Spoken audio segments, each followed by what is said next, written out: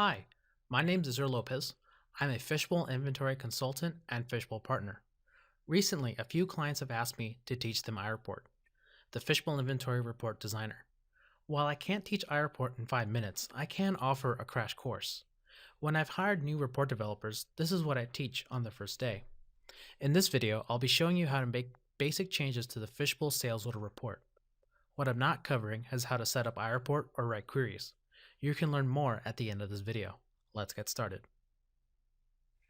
So what I have ready to go is, let me minimize this browser here, is the Fishbowl Inventory client for 2015.1.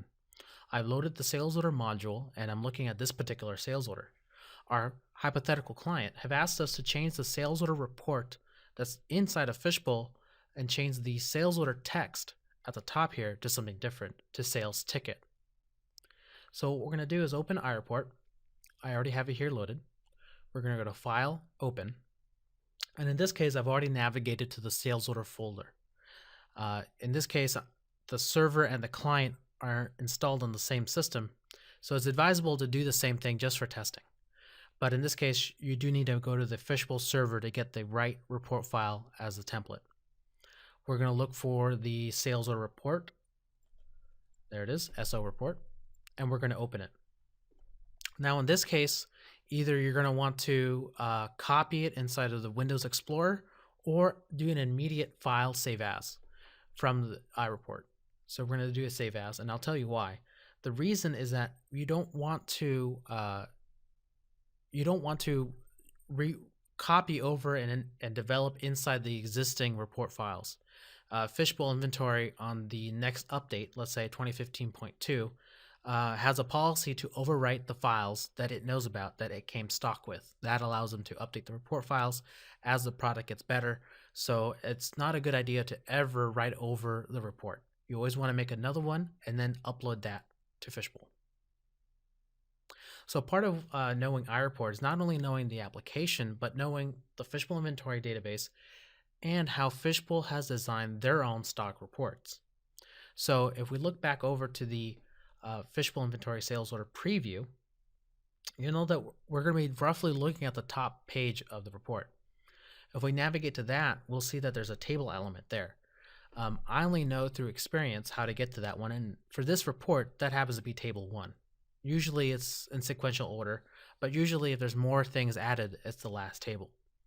So in this case, you can kind of see what the logic and some of the programming that's used in iReport to control what's going on at the top there.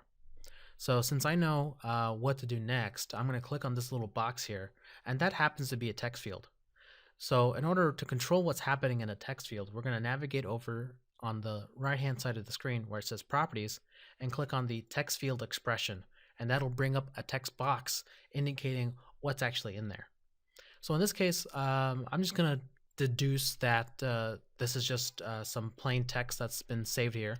I'm going to change this to sales ticket, and then I'm going to click OK.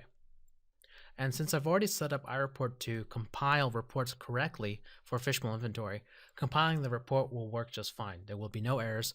It only takes a few seconds. So what we're going to do now is take that report file, that Jasper file, and upload it into Fishbowl Inventory.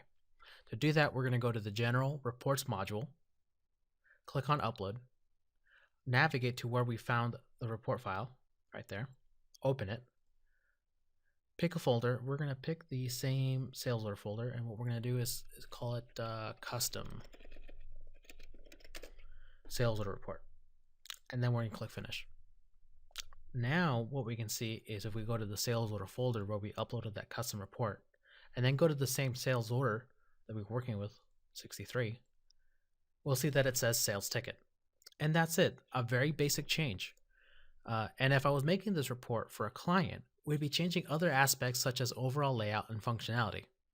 If you'd like to learn more, beginning 2015, I'll be launching an online video course covering the Fishbowl Inventory database, iReport, and best practices.